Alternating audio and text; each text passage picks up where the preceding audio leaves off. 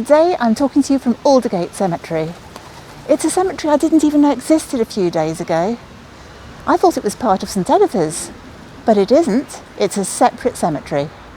Let's have a look around.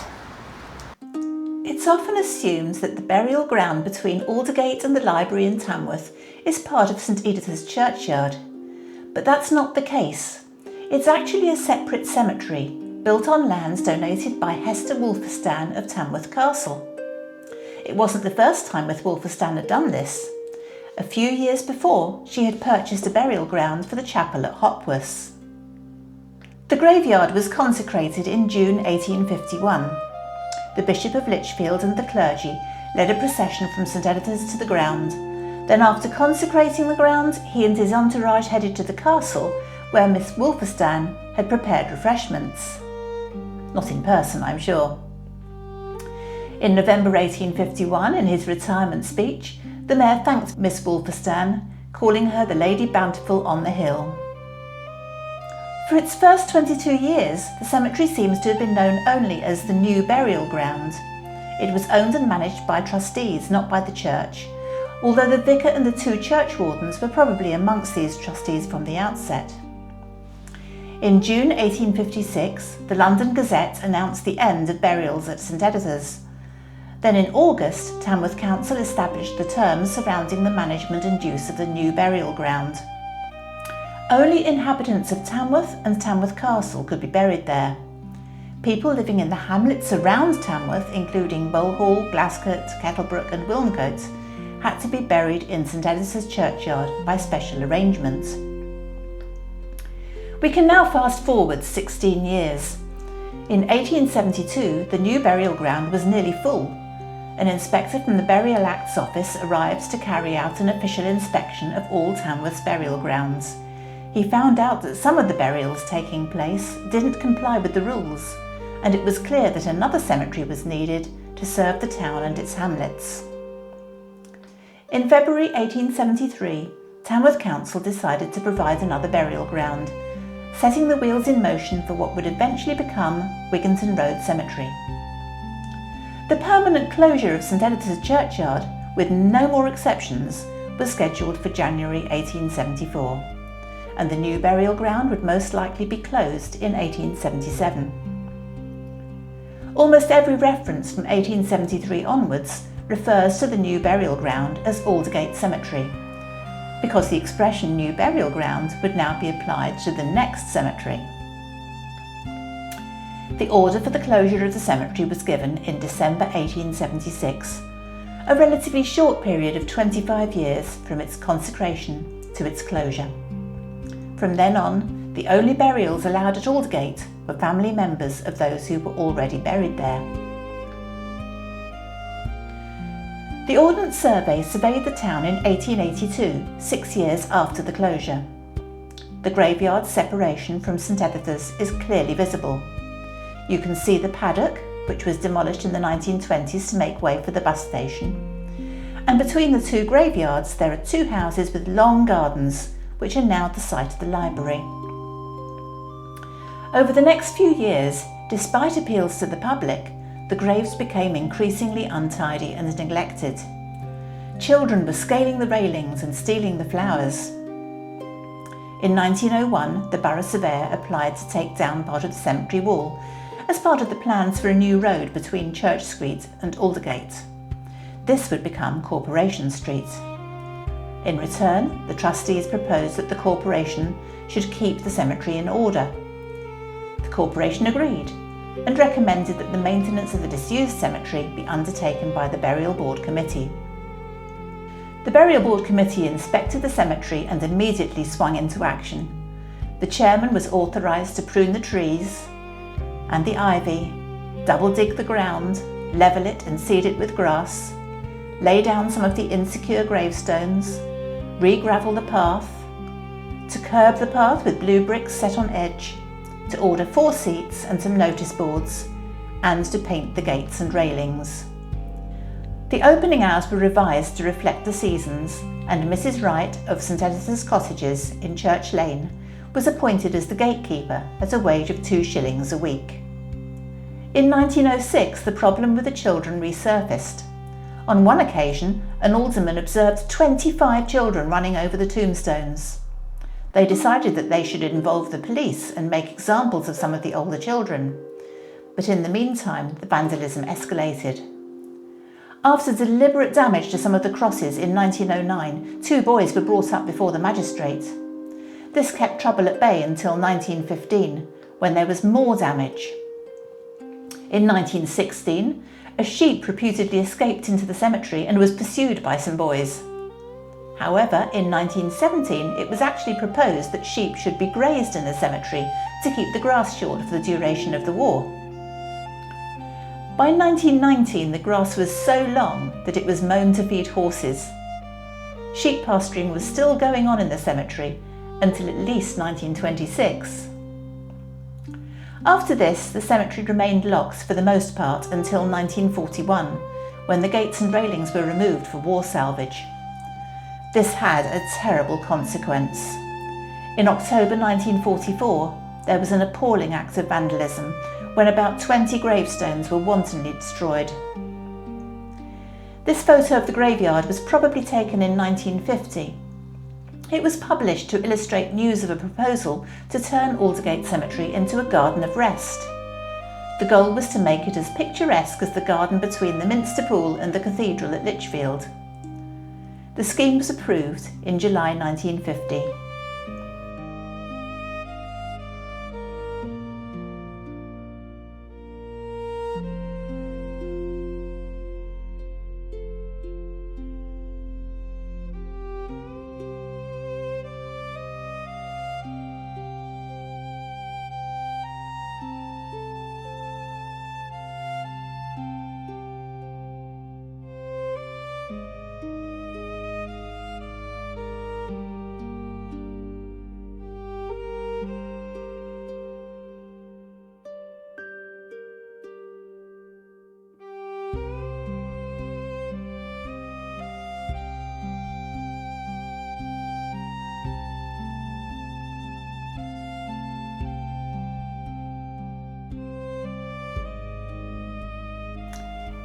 In 1951, exactly 100 years after the consecration, the borough of Tamworth acquired the rights to remove the gravestones and monuments to the surrounding walls, to lay out lawns and flower beds, and to provide seats.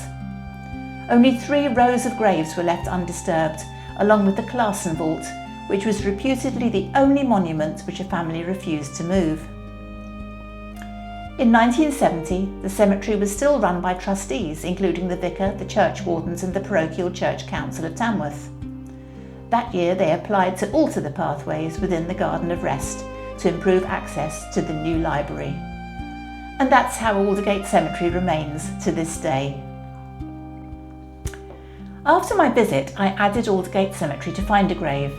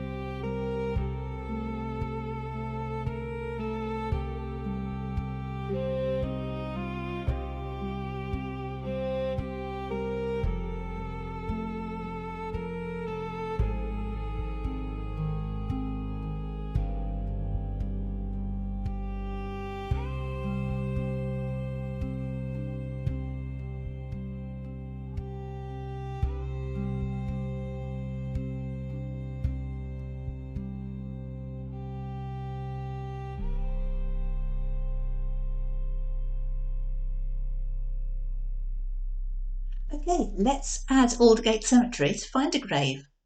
The first thing I need to do is click on Cemeteries at the top of the page. The best way to start is to look at the map below. So let's scroll down and let's go in. And that's the rough location. In we go. Okay, so here you can see two areas. This is the area for St Editha's churchyard, and this is the area for Aldergate Cemetery. And as you can see, there is no cemetery marked here, only the one for St Editha's. So where do we go next? Well, we're going to go back and click Add a Cemetery. Now here there are two ways to search for duplicates, and it's really important that you do both. Okay, so one thing we can do is enter a cemetery name. So for example, if we're looking for St Editha's, we could actually just type Edith in there, and you can see things starting to come up. Add the A, and now we've got something which looks very much like the correct one, although there's several of them. To find these down, we can enter the area here. And we've got Tamworth Borough. And now, if we do search, we've got two options. The churchyard that we're looking for in Tamworth and one in Amington. Now let's try again, looking for Aldergate Cemetery. First of all, we'll type Aldergate. And literally nothing comes up. So even if we put in Tamworth and press search, nothing. So that's one way of looking. Now another way to do this, if you're not sure where the cemetery is to put the cemetery name in here with something more general, for example, cemetery, then to browse for the location. We go Europe, England, Staffordshire, and then here's a list of boroughs, and you should be able to work it out from there. So I want Tamworth, and I can also add in the Tamworth town or double check that the town is included there. And then use selected location and search. And only one cemetery is shown, and that's Wigginton Road. So having done all that, we can either hit Add Cemetery at the bottom here, or we can go back to the cemeteries page where there's a big Add Cemetery button. And now we can add the actual name of the cemetery. Aldergate Cemetery. And the location is Tamworth. It's going to take us back to Add Cemetery. And now it's put in our Aldergate Cemetery for us. It's put the location in for us. It's asking if you would like to put in an alternate name. So in this case, I'm going to put in New Burial Ground, because it was known as that for quite a long time. Language is required, so we can put English. And now we need to put in the address. You don't have to enter a street address at this point, so I'm going to do it with set GPS and address using the map. And it's taken me straight to my area. Let's focus in, and we'll pop it right in the middle of the graveyard, about here. We're calling it 15 Aldergate, which is interesting. I'm going to edit that here. Everything now should be correct, and we can press save. And you'll notice that the street address has been put in as 15 Aldergate again, so we can take that number 15 out manually.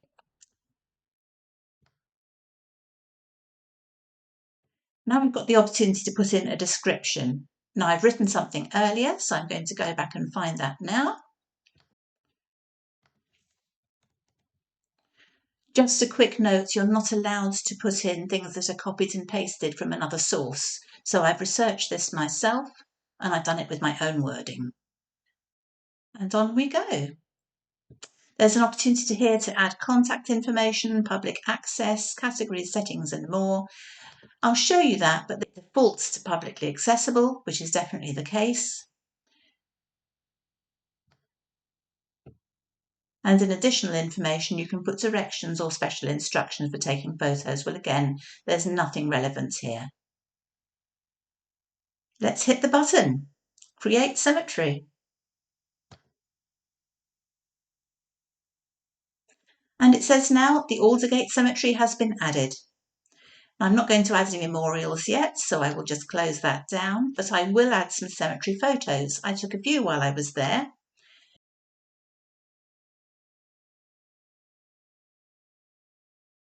There's no automatic resizing, so you need to bear in mind that the largest size of photo you can use is 8 megabytes. All of mine were fine. I could put in the church lane entrance.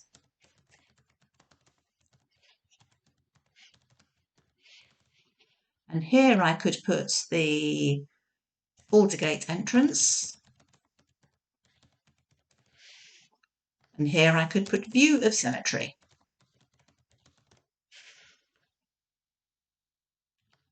There we go. Done. Quite exciting, isn't it? My next job will be to transfer the records of any graves incorrectly marked as St Editha's into Aldergate Cemetery. This will be quite a long process. Thanks for joining me. See you again soon.